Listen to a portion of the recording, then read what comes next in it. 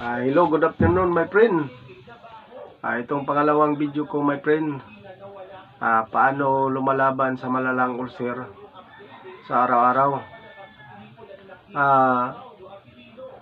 Siyempre, ang una my friend,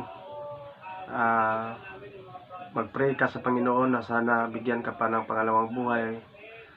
Saka mag-pray ka sa Panginoon na mapagaling ang iyong sakit na ulcer.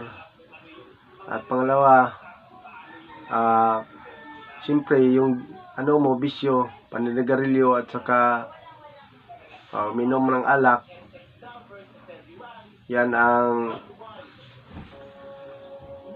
stop mo na, kasi yan ang hindi magpagaling sa sakit mong ulcer, lalong magpalala. At saka bago pagising mo sa umaga my friend, hindi pa ka kumakain, mag-inom ka ng salabat, yung pure na luya, walang asukal. Tsaka kung mayroon kang turmeric powder,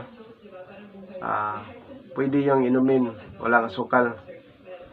At saka yung mga bawal na pagkain my friend, yung maalat, yung chichirya, yung uwili na pagkain, yung maanghang na pagkain, soft drinks, bawal yun. Yung mga preservatives na pagkain. Yung hindi bawal my friend, yung mga isda, gulay, prutas. Yung iwasan mo lang yung prutas na maasim, mga libonsito, mga orange, basta maasim, bawal yan sa ulcer.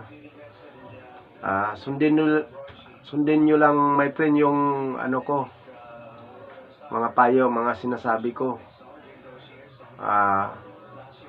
Sigurado akong mapagaling kayo pareho sa akin.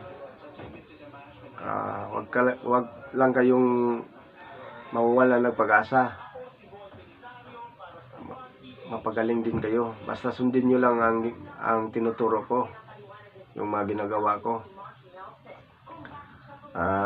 Kung may tanong kayo, mag-comments lang kayo sa ibaba. Paki-like at paki-share ang video para makatulong. Maraming salamat sa inyong lahat.